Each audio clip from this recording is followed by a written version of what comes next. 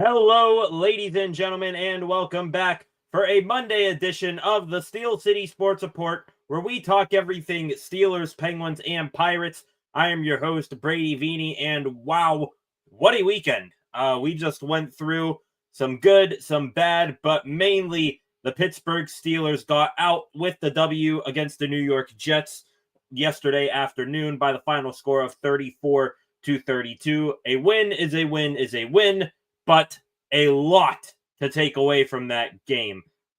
Some of the most encouraging stuff that we've seen from this team in quite some time. Also, the most discouraging stuff ever. Like, there's so much good to pair along with so much bad. It is unbelievable how crazy that game was yesterday. We will start here in a moment recapping what went on in the football game yesterday between the Steelers and the Jets.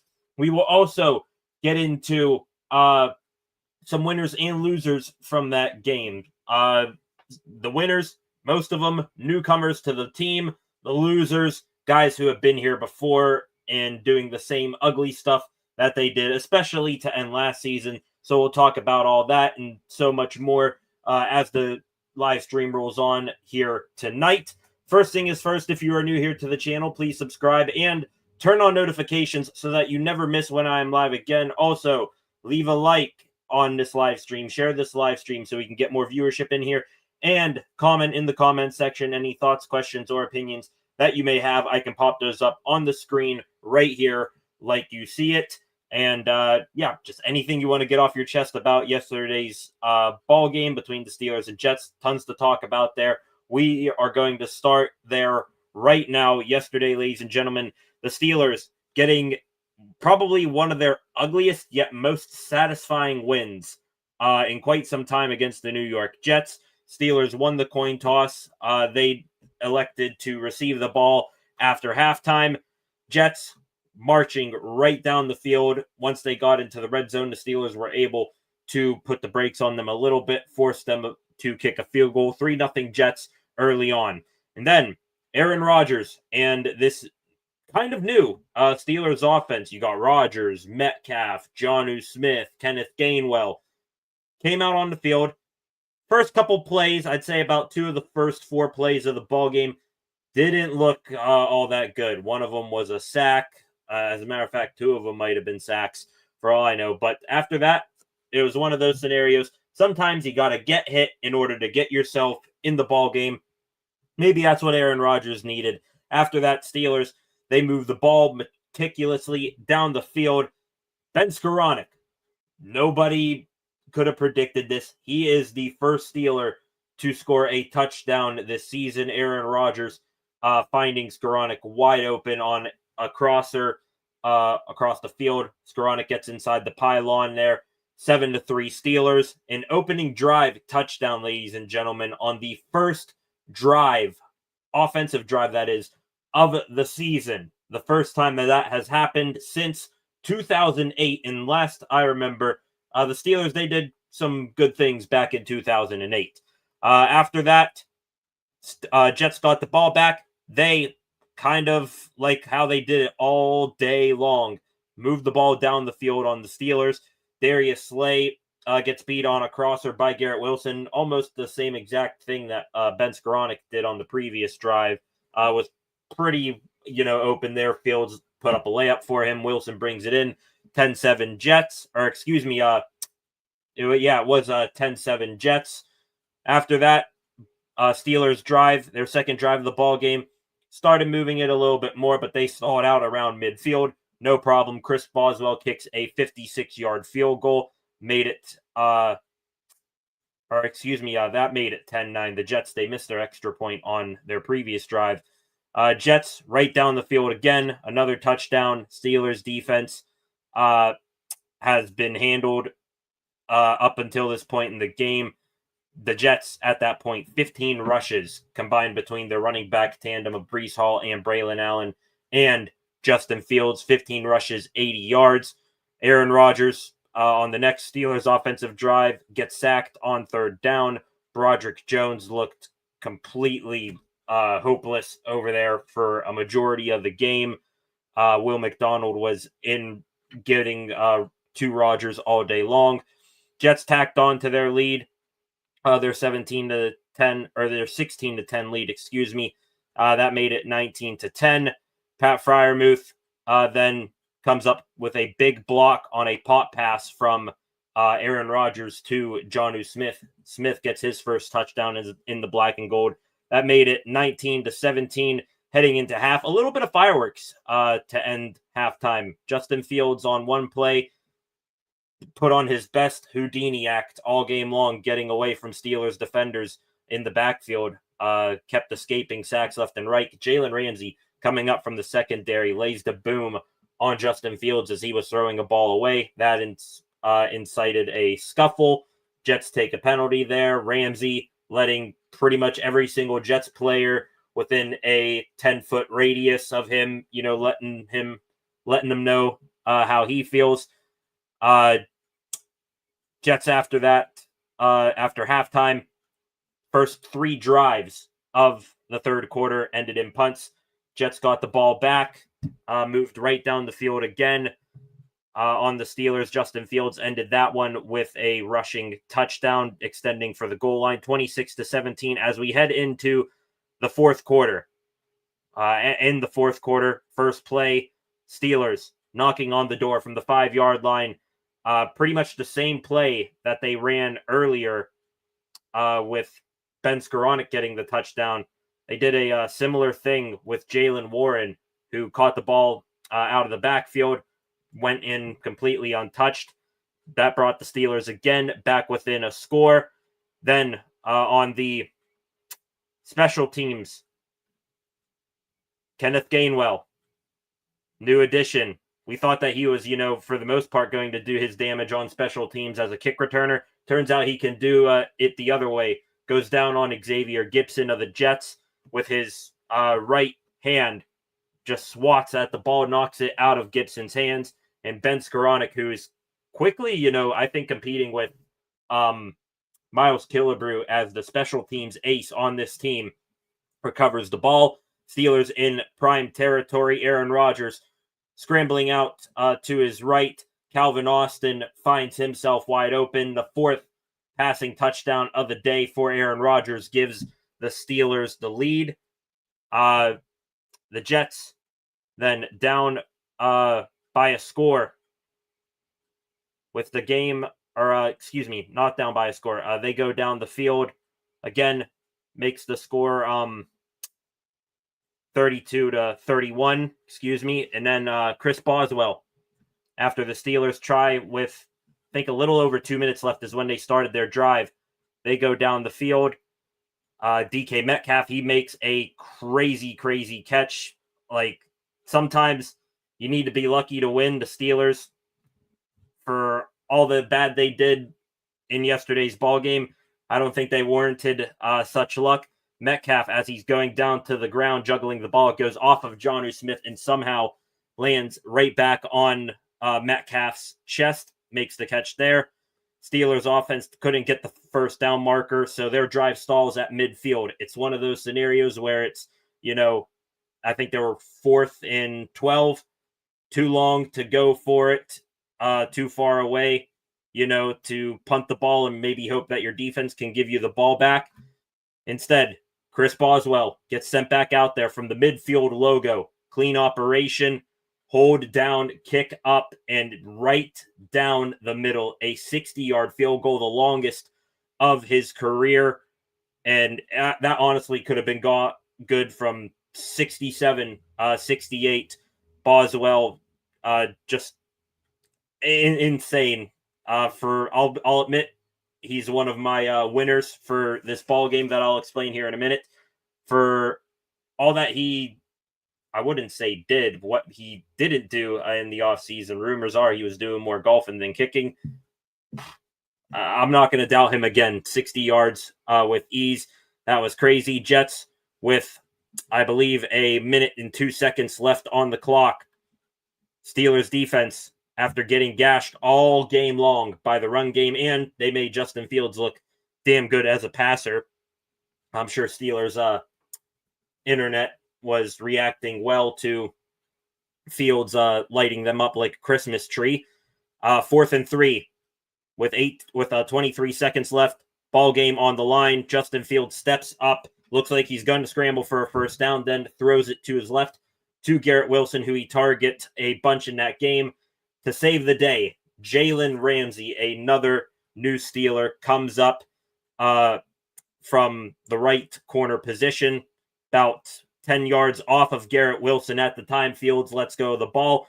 As soon as Wilson makes the catch, a massive midair hit by Jalen Ramsey knocks the ball loose. That was the end of the game. The final score, ladies and gentlemen, the Steelers 34, the Jets 32, and by every definition of the word, escape with a victory, a massive one. And I know it's just week one, but that is a massive win for them. They got a pretty easy beginning, or at least a easier, I'm not going to call it easy, an easier beginning to this season before stuff really picks up after the bye week. The Steelers escaping with the win in every definition of the word. They needed this one, or else it would have been a much more difficult road for the Steelers to reach the postseason this year. After the game, heard from a handful of different guys. Mike Tomlin, Steelers head coach, I'm sure he and his defense, because he's a defensive head coach, caught a lot of flack for how the most expensive defense in the NFL played in this one. Tomlin said it was it was fun and challenging at the same time, and gave his kudos. This is probably the greatest compliment that an NFL kicker may ever be given by their head coach. Mike Tomlin calling Chris Boswell a serial killer, saying that he has a low pulse rate and that he can't wait to deliver. He just goes out there, blank mindset all the time, goes out there, bangs it away, and walks right off the field. That's an all-time Tomlin quote right there. Forget his Tomlinisms, calling your kicker a serial killer. That is hilarious. Also heard after the game from a couple of the players, Aaron Rodgers on the field, very not that emotional. I think this was more of a hate revenge game. Said that he loves the Steelers, loves the organization. Cool gesture. Mike Tomlin and Cam Hayward, who walk off the field together all the time. They waited for Aaron Rodgers to finish up his post-game interview on the field with one of CBS's reporters. As Rodgers is walking off the field, gives the whole, like, let me hear you. Not sure if that was directed towards the 40,000 Steeler fans who were in there yesterday, or whatever Jets fans were left heckling him. But once Rodgers got back in the press room, said that he was happy to beat everyone associated with the Jets. So clearly revenge was on his mind, to stick it to the Jets organization and especially their head coach, who called him in the offseason for 5 minutes just to tell him that they are moving in a different direction, something that could have been a phone call. Also heard from a couple of different Steelers defenders. Lots of questions for them after that brutal performance from them yesterday. Cam Hayward said, wow, looks like we got a quarterback when talking about Aaron Rodgers. But when talking about the defense, said bluntly, we got our heads out of our asses. That's what led them to stop the Jets on the final drive. But Patrick Queen, Steelers linebacker, did not mince any words about how the defense performed. And I quote here, "We played like shit. I'm not going to sugarcoat it. We played like shit. And if we keep playing like that, we are going to get our face smashed in. It's that simple. I call it like it is. And we played like absolute trash." Well, not a single lie in that quote there from Patrick Queen, but I do like it that you heard that similar sentiment across the board amongst all Steelers defenders. First step in addressing a problem is, in fixing a problem, I should say, is addressing that there actually is a problem. glad that the Steelers did that. One last quote from Cam Hayward yesterday. He said that he will answer any questions once the team gets back into Pittsburgh. Mike Tomlin is scheduled to have his press conference tomorrow. I'm not sure if we'll hear from any of the Steelers players, but at some point between Tuesday and Thursday this week, we will hear more from Cam Hayward. It'll be the first time in a non-post-game setting that we will hear from him after everything that went down with him and his contract situation. If you are unbeknown to that, I will fill you in here in a little bit. But yeah, that was a game. Not calling it a good game, not calling it a bad game, but it was a game and a win for the Steelers. Do have some winners and losers from that ball game yesterday. Going to sort of try to alternate between the winners and the losers here. Easy winner, probably one of the easiest picks of a winner in any Steeler game for quite some time, and that is Aaron Rodgers, everyone. Phenomenal stuff from him. You see his stat line right here.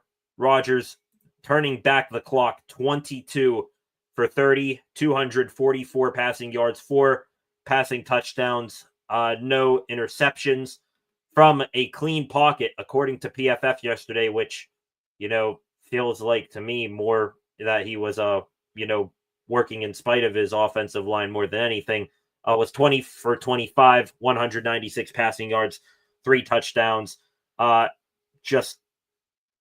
never seen it since the days of prime Big Ben, a quarterback carry a team so heavily. The Steelers yesterday lost in every single statistical category except for the one turnover. Steelers on offense didn't turn the ball over. The Steelers special teams got the turnover on the kickoff return.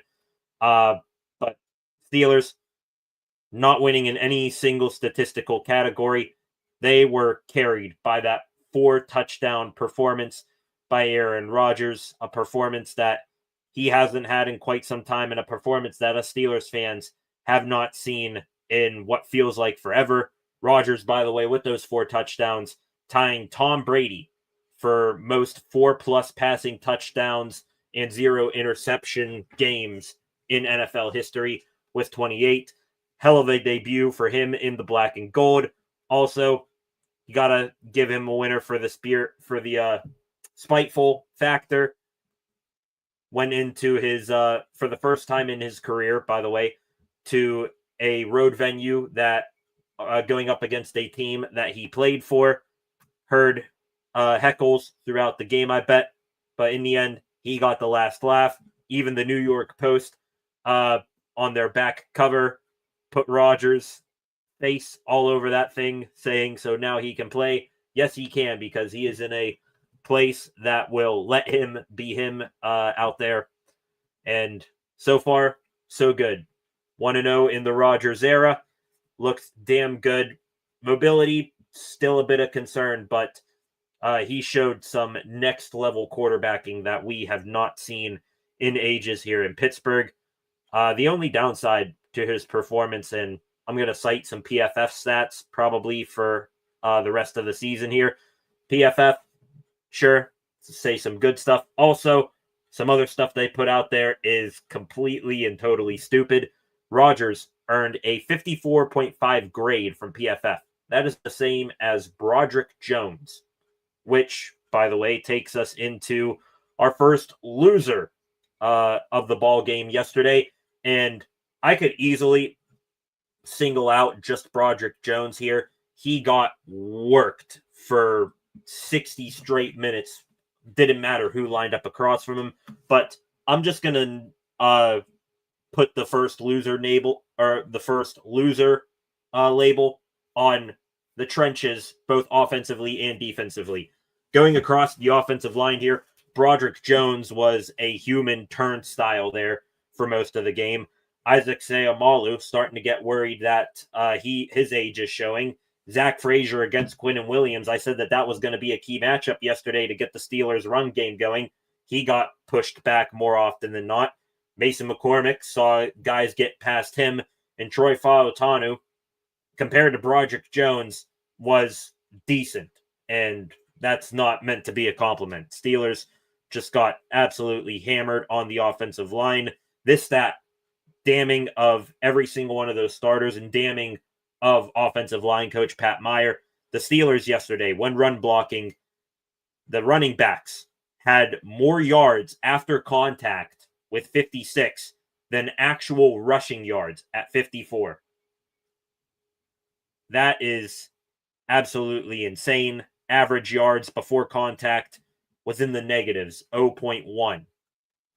So that's that speaks volumes as to how bad the offensive line is, but also going back to our first winner, how good Aaron Rodgers was carrying that offensive line to success yesterday. Switching over to the defense, I'm involving them in this loser group of the trenches. They got, again, just like the last stretch of games last year, especially that playoff game against the Ravens, they could not stop the run whatsoever. They kept running it to the left. If you go and look at PFF and that spray chart that they got of Breece Hall, that's just Breece Hall, the Jets' top running back who had 107 yards on 19 carries. Everything, we're running to the left, running at Cam Hayward, at Alex Highsmith, running away from TJ Watt, which I guess, remember when Browns fans said that, teams don't scheme around TJ Watt, just like, unlike teams scheming against Myles Garrett all the time. Sounds like they were scared to run TJ Watt's way because they just kept running at Cam Hayward all game long. He looked rough. I'm sure fans are still throughout the week going to let him hear it for the contract thing and then going out there and laying a stinker. Keanu Benton, I'm not sure that he is going to be a nose tackle in this league for much long. I think he's more of an edge at this point. Putting him in the middle of that D-line is not working. Steelers clearly missed Derek Harmon because Isaiah Loudermilk and Y.A. Black, those guys did nothing. Highsmith, even though they kept running it his way, showed spurts of goodness, but still not good enough. So the trenches for the Steelers yesterday, absolutely horrid. Defense got a lot to figure out. This also goes, that running chart. Steelers giving up, nearly 300 yards on the ground alone. Again, I think they gave up over 400 yards to the Jets in total yesterday. Linebackers are in that too, because Patrick Queen, Peyton Wilson, they looked rough against the run. So didn't see much of Jack Sawyer, but if he was out there, if you could tell me if he was or wasn't out there, I wouldn't be able to tell you. So yeah, rough day in the trenches for the Steelers yesterday. It's like what was it? 19th game of the regular season from last year. Just terrible stuff. On to another winner. Going to try to keep things bright here a little bit, even though there is a lot to nitpick negative-wise from this game. Second winner of the ball game. We mentioned him. He's the man with a bionic leg, the serial killer, Chris Boswell, 2 for 2 on field goals, both from 56 plus. I'm never doubting him again. And after yesterday's ball game, I know it was a very minor story compared to Cam Hayward. He was dealing with a whole hold-in thing as well, looking for more money. I'm giving him a blank check in the next offseason. If he continues to, with ease, without out even trying, it looks effortless. Hitting 56, 60-yard bombs on a weekly occasion. Just give him a blank check. Tell him to fill it in with whatever he has. That seems to be his goal, by the way. He was asked after the game yesterday about his contract situation. He said, my kicking will take care of that. So I love that mindset from Boz. Sounds like maybe Cam Hayward should take notes from that and have a better performance moving forward. Second loser of the game yesterday. Going to go to the secondary of the Steelers here. I'm sure you could nitpick, certain things from all of the secondary members yesterday, but Darius Slay, who prior to Jalen Ramsey's arrival was looking to be the biggest addition to that defense in the offseason, aside from Derek Harmon, who they drafted. On the second drive of the game, got burnt like toast against Garrett Wilson. Even former Steelers like Trey Essex, they were calling it out, saying, my goodness, Darius Slay looks slow today. As if that wasn't bad enough, I kind of leave him responsible for 2 touchdowns, because on a 4th and 1 late in the ball game, when the Jets got back out in front of the Steelers, Justin Fields faked the handoff to Breece Hall, rolled out to his right. Nobody picked him up. Slay was the last guy over there. Was the most obvious thing to, hey, be aware Fields could, tuck this and run it the other way. That's exactly what happened. Slay, like, Fields was skipping into the end zone already before he even noticed that Fields was heading that way. So bad game from Darius Slay. Hopefully he can pick it up and not go down the route of other veteran corners that the Steelers have brought in here before, like Jalen Ramsey and Patrick Peterson and Steven Nelson. Reason why I said Jalen Ramsey there is because he is another winner that I had yesterday. I'm sure you could have said, okay, he could have done this a little bit better yesterday, but overall, stat-wise, he was outstanding.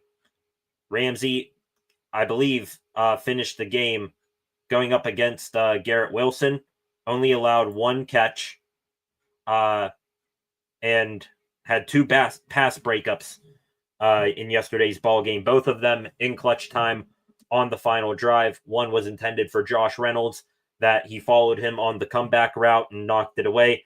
And then, of course, the big boom hit on Garrett Wilson just thumped him. When you make 2 big plays almost back to back on the last drive of the ball game, that's pretty much going to wipe out anything and everything that you've done in the game up until that point. He looks like a dog. I don't know what the hell people are talking about, saying, oh, he's washed coming up from Miami. He's going to be a headache. I loved everything that he did yesterday. The 2 big hits, the getting under the skin of opponents, which I would love to, hear what he says that gets teams constantly to take personal foul penalties. So he brings big dog energy, and he backed it up yesterday. Garrett Wilson won some of his matchups against Ramsey, but Ramsey got the last laugh. He is a big winner for yesterday's ball game. Arguably the 2 biggest winners, him and Rodgers, the 2 new guys to the Steelers. Last big loser that I have from yesterday's ball game. This one is me kind of nitpicking here, but it's inexcusable. Connor Hayward didn't really see the field on offense. He might have had 1 or 2 snaps, if that, but I defended him. I'll admit, I defended him during the whole Cam Hayward contract situation, saying people going after, Connor here, is, irrelevant to Cam Hayward's situation. Sure, he had a down year last year, but I thought, maybe he's going to bounce back and, quiet down some of these people who are unrelatingly, unnecessarily going at him. Didn't help that cause whatsoever yesterday. There was, I think this was in the Jets' first drive of the 3rd quarter. Steelers defense got the stop. Punt goes away.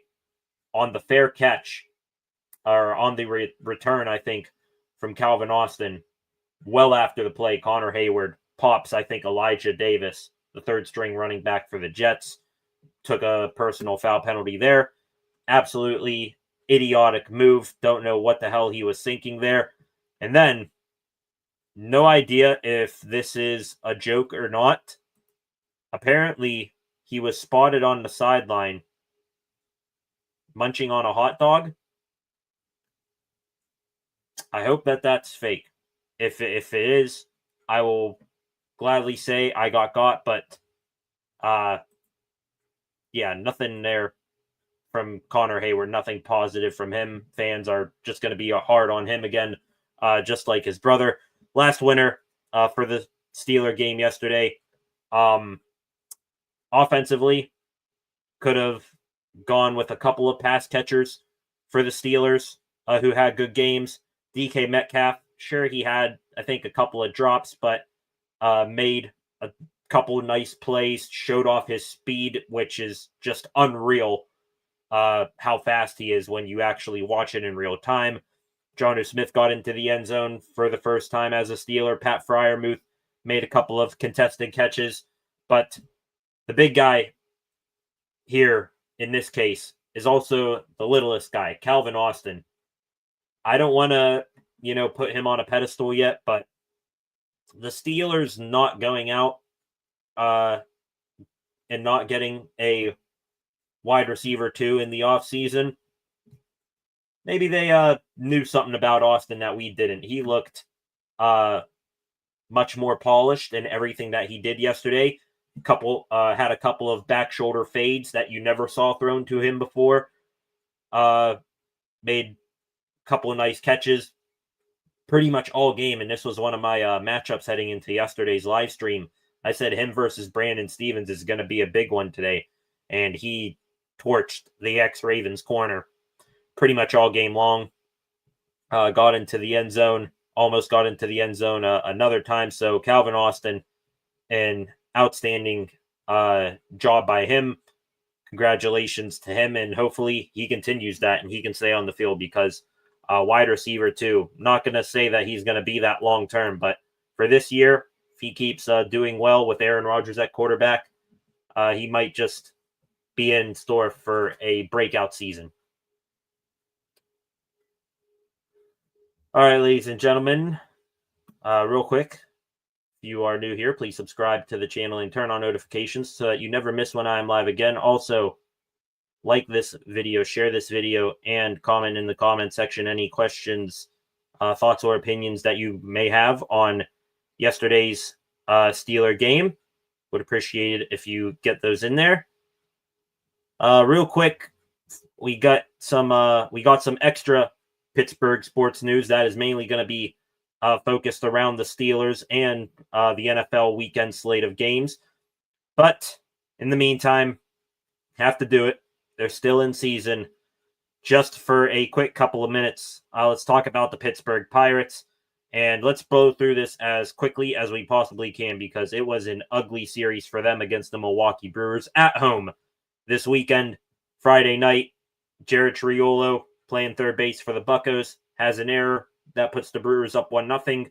Then Tommy Pham and O'Neal Cruz, they get the Bucks 2 runs, made it 2-1.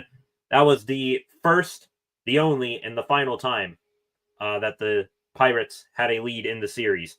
Lots of more errors later on in the ball game from the Bucks defensively.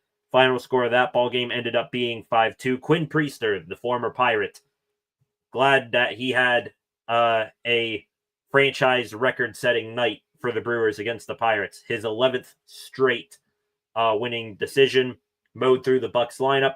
Reason why I'm happy he did that is because out of all the good that has gone on with the Pittsburgh Pirates over the past couple of weeks, hitters hitting all of a sudden, Paul Skeens dominating, Bubba Chandler looking good,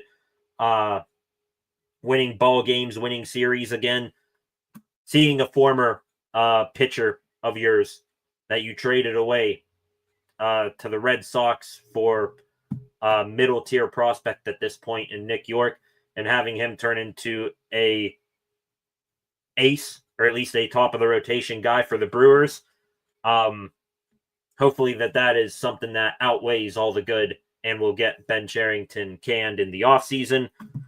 Moving on to Saturday, I Show Speed, famous YouTube and live streamer. He was at the ball game doing some post-game interactions and batting practice with Andrew McCutchen. Could have gone out in the field and played better than most of the Pirates. Final score of the Bucco game Saturday was 4-1. Mitch Keller had a rough but nonetheless a quality start. The offense couldn't do a damn thing. Seen the same movie 100 times already this season. Then Sunday, yesterday, gonna admit, I was, for the first time in a while, kind of upset. I didn't get to watch the Pirate game. because the Steelers were on, focused on the Steelers all day. Bubba Chandler got his first big league start yesterday against Jacob Mizorowski, who was the young flamethrower for the Brewers, a top-tier matchup of two of the best young arms in baseball.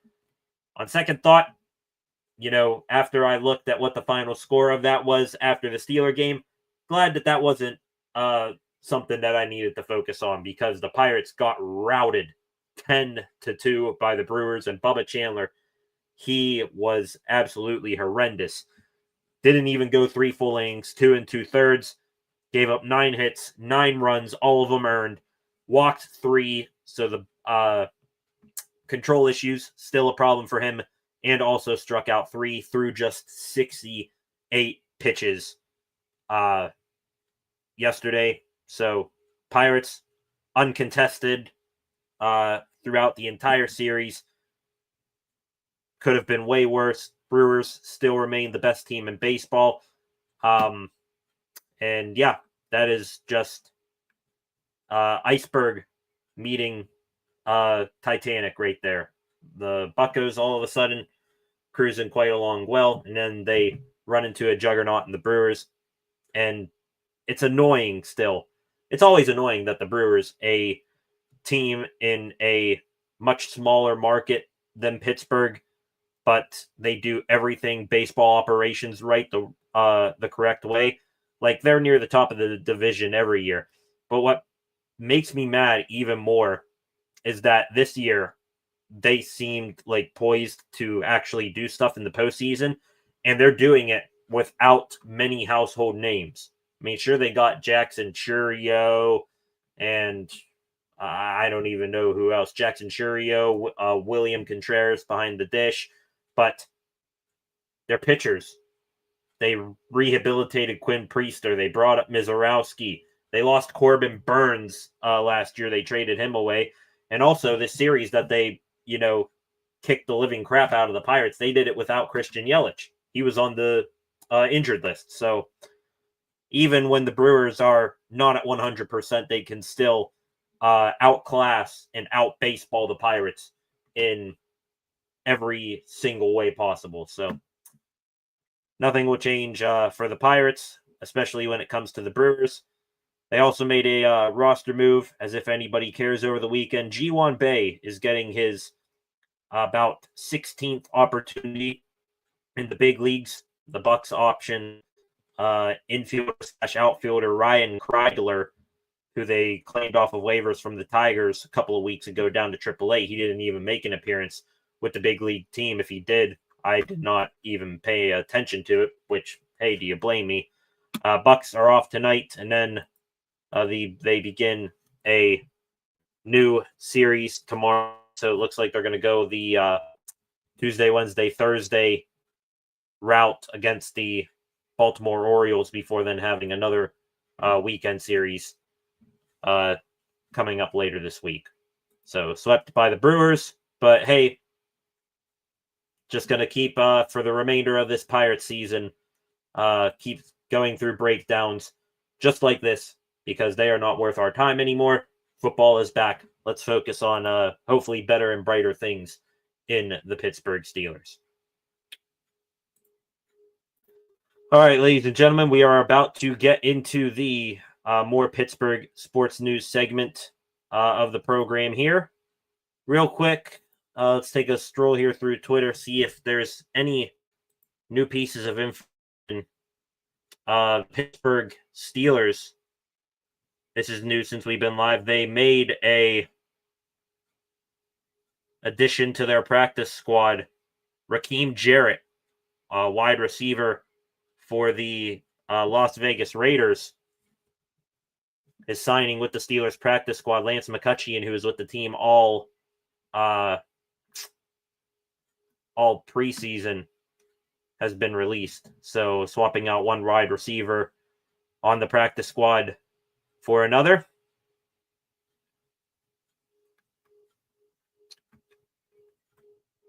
Not seeing anything else here. Real quick, NBC. Greatest athlete to wear the number 30. They put out there, seeing a ton of people putting Paul Skeens. Honestly, I wouldn't say that. If he gets traded elsewhere, might change his number. But if he were to, stay in Pittsburgh for a little bit more than what we expect him to, and he continues playing at a Cy Young pace that he's on right now, he could be the greatest number 30 of all time before it's all said and done. Moving back from baseball into football here. Extra Pittsburgh sports news from the weekend. Now, like I mentioned earlier, talking about Cam Hayward, in case you were living under a rock for the past 48 to 72 hours, Cam Hayward and the Steelers, Saturday night, about, I'd say, 18 hours before kickoff of the Steelers-Jets. Steelers ended up giving Hayward a sweetener, giving him kind of what he wants, $3 million more on his current contract, allowing him to earn up to $18 million this season. However, that $3 million, purely incentives, and they are tied to playoff wins. So Hayward, really, in the end, got nothing from this, unless the Steelers win in the playoffs and, get wins, and Cam is a beast. So he's got a lot to perform for throughout the season, because that extra money that he held out for and caused a rift with the fan base didn't get what he wanted in the end. He's going to need to work hard for it. So we'll see how that situation turns out. Back to the game on Saturday. Did not mention this in my breakdown. The Steelers dealing with a couple of injuries. Deshaun Elliott, early on in the ball game, he went down with a knee injury. Was in on the tackle on one play, and then the pile got pushed back towards him. His cleat got stuck in the ground, and his leg bending in an awkward way. Also, a couple other injuries. Malik Harrison played outside linebacker yesterday. He got a little nicked up on special teams, and Joey Porter Jr., I think for about half the game yesterday, was not seen. Was on the sideline without a helmet on. His injury was labeled as a hamstring. The only good news from this that we know of right now was we should get an update on these guys tomorrow when Mike Tomlin speaks to the media. We did see Jalen Ramsey walking off the field. Alongside him and behind him were Deshaun Elliott and Joey Porter Jr. No sort of brace or any sort of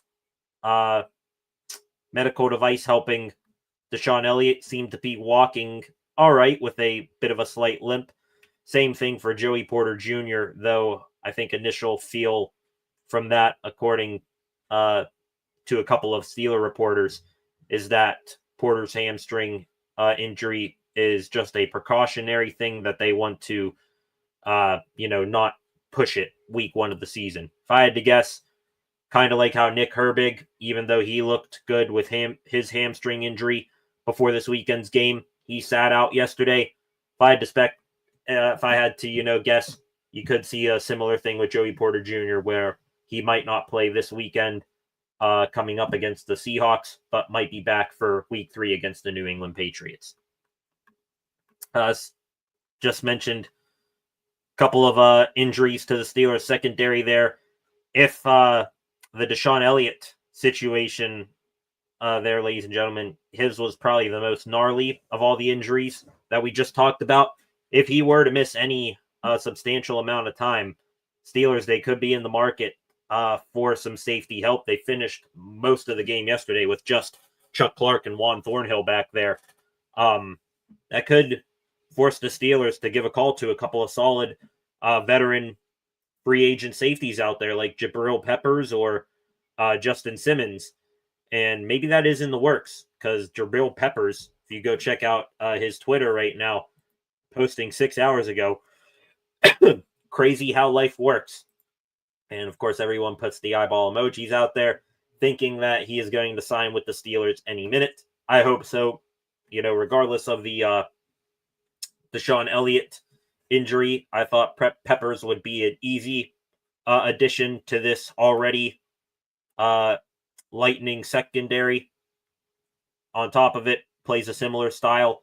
to Deshaun Elliott instead of having both him and Elliott out there. Now it might be a necessity signing for the Steelers. One player who the Steelers will not sign moving forward. This is our last mention, hopefully, of the wide receiver market because it's clear the Steelers will not be adding to that position. Wide receiver Kendrick Bourne, who got released from the Patriots on cutdown day, is signing back with the San Francisco 49ers. Steelers didn't appear to show much interest in him, though I thought he could be an all right addition to the room. Instead, Calvin Austin, you are the guy. Austin, by the way, getting into some snap counts here from yesterday's ball game. Second most snaps amongst offensive weapons on the team, just behind DK Metcalf with 53. Some guys here who were a little light snap count wise yesterday. Roman Wilson, just 10 snaps offensively for him yesterday. I thought after the preseason he had, and Aaron Rodgers saying glowing things about him, that he would be a big part of this offense. But Ben Skoranek and Scotty Miller, they had just as many snaps as Roman Wilson did. Skoranek tying him with 10, and Scotty Miller, who kind of like Wilson, I thought, developed a nice relationship with Aaron Rodgers. Thought we would see him a ton more. He only had 9 to the tight end room. Jonnu Smith out-snapping Pat Freiermuth by a good bit, 37-28. Also, a very quiet 26 offensive snaps for Darnell Washington. We thought that he would get used in the passing game more, especially when the team got down, near the red zone.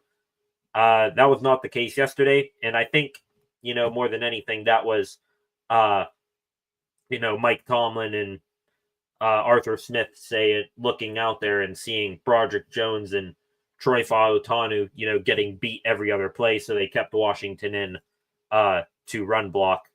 And the running backs, by the way, an odd deployment really throughout the game from Arthur Smith. Kenneth Gainwell out-snapping Jaylen Warren. I guess, more I think about it, not the most surprising thing in the world. Steelers were a pretty pass-happy offense yesterday, so Gainwell out-snapping Jaylen Warren. We'll see if that lasts. But Caleb Johnson, remember when we were saying, he's going to, by midseason, take away the RB1 mantle from Jaylen Warren? He's got a long way to go if that is going to happen, and he's got a long way to go in a hurry because just 2 offensive snaps for him yesterday, one of which was a run to the left that he lost yardage on. So, tough look for Caleb Johnson. Wrapping up the extra Pittsburgh sports news for the day here, at least the football portion of it. Let's take a trip around the NFL and the games that went down yesterday. We'll keep a tab on some stories that are of some interest to Steelers fans.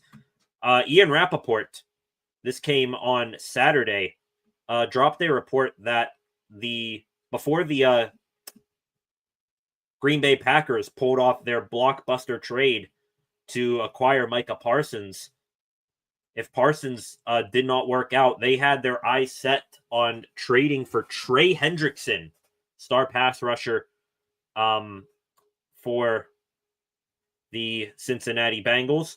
Rappaport added that just like actually the Micah Parsons trade, Kenny Clark, 29-year-old defensive tackle, now for the Dallas Cowboys, was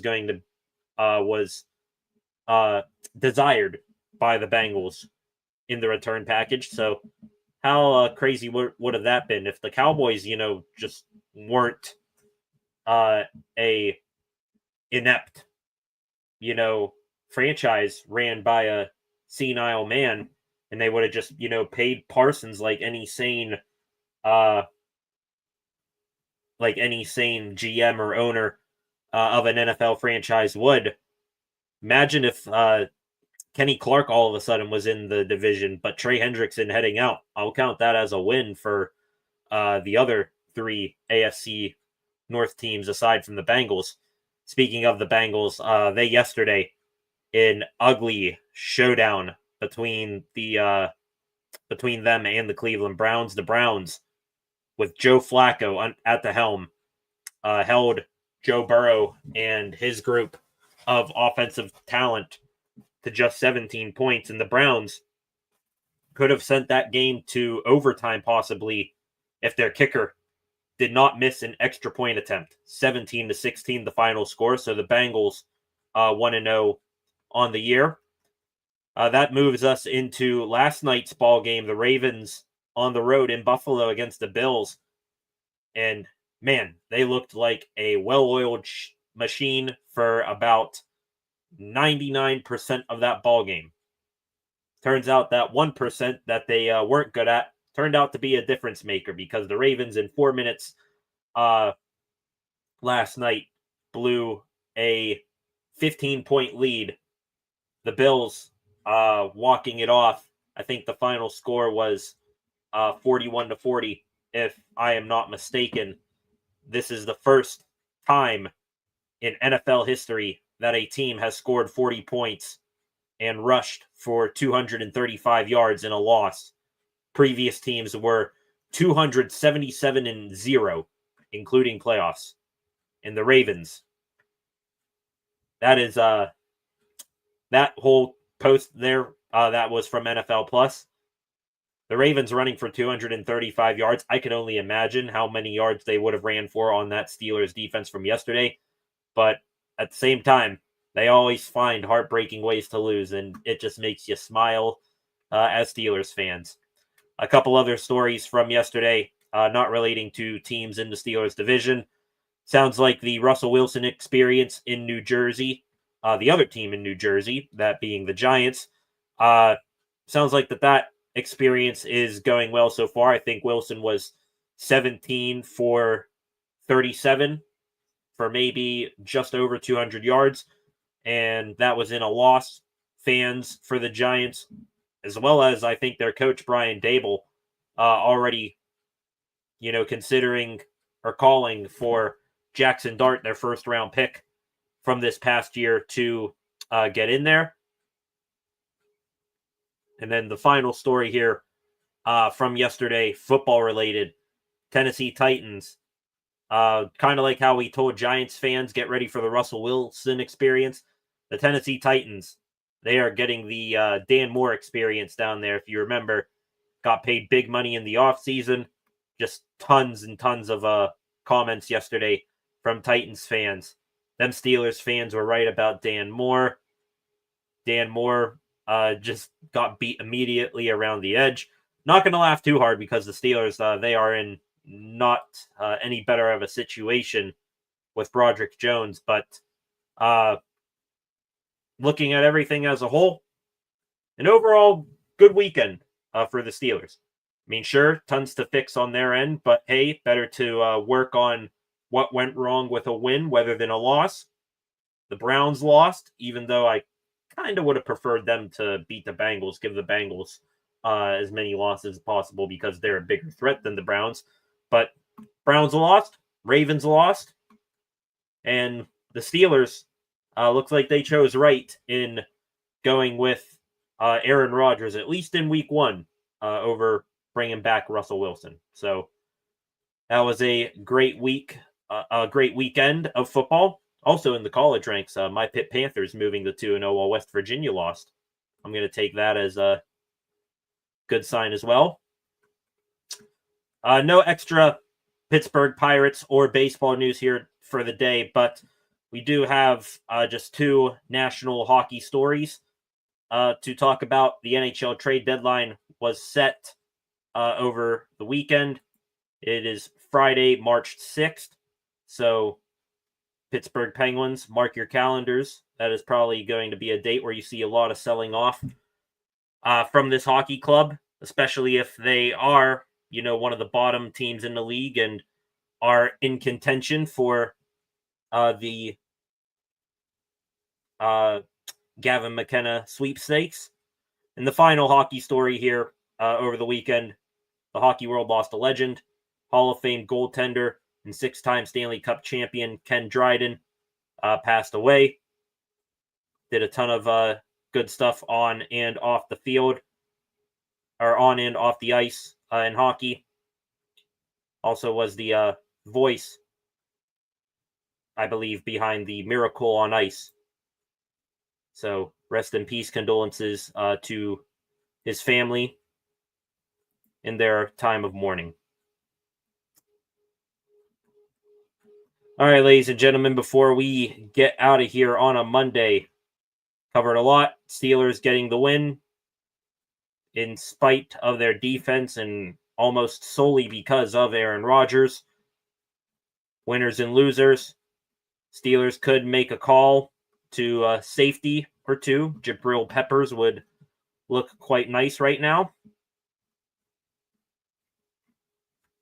Just see if there's anything else going on before we get out of here. Jalen Ramsey, by the way, aside from him, being a dog on the field, off the field, just seems like a nonchalant guy. Pretty cool.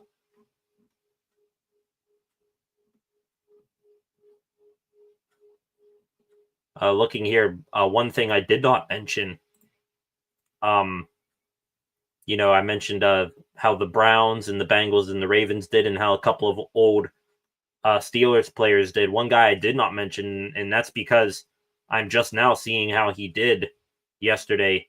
Minkah Fitzpatrick in his, I guess, return, not his re-debut with the Miami Dolphins. 9 total tackles and a pass breakup in a loss, a big loss, that is. I think it was 33-8 to Danny Dimes and the Indianapolis Colts yesterday. So he, I'm sure, is going to take kindly to that, and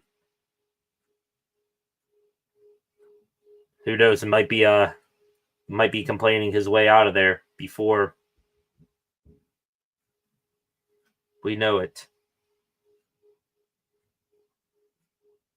TJ Watt, seeing this for the first time, speaking about Aaron Rodgers yesterday. I mean, to see him sling it, we've seen him do it all in training camp, so nothing surprised us. Well, I mean, I'm not comparing the two here, but Justin Fields, he was dicing you guys up. If Aaron Rodgers, showed you just about everything, why couldn't you stop him? Also, another winner I forgot to mention here. I mentioned, Rodgers and Austin, and in the breakdown, I talked about these perfect plays that the Steelers ran where wide receivers were running free across the field. Winner there needs to go to Arthur Smith. I mean, sure, Rodgers, you saw him clearly on a handful of occasions check into the correct plays. He sees something, he smells blood in the water, switches things up, and slings the ball downfield. But Arthur Smith, some of those plays, clearly has a guy that is going to, understand what goes on in every single detail of the play and executes it to perfection. So congratulations to Arthur Smith there. And I think that is going to be it for the day, ladies and gentlemen. Just got breaking news thing here from Adam Schefter. A big blow to the San Francisco 49ers. Brock Purdy dealing with a left shoulder and a toe injury. Yikes. All right, I think that will do it tonight, ladies and gentlemen. Thank you, all of you, for joining me here. One final time, I would appreciate it if you subscribe to the channel, turn on notifications so that you never miss anything that happens on this channel again. Also, like this live stream, share this live stream, comment on this live stream. I see you guys doing that after the fact. I appreciate it, as always. And real quick, I'm going to mention this here. Go give the channel a follow at Steel City SR on Facebook, Instagram, and X. And come back later tonight for SCSR60. Thank you all. Back here tomorrow, we will have more to talk about. Mike Tomlin and his weekly press conference recapping what went down in yesterday's game and looking forward to the Steelers' home opener against the Seattle Seahawks. That is coming tomorrow. And we will reconvene then, break down what he says, and any other news that comes along the way. Thank you. Have a good rest of your Monday night. Sure, we'll have tons to talk about then. See you back here tomorrow. Peace.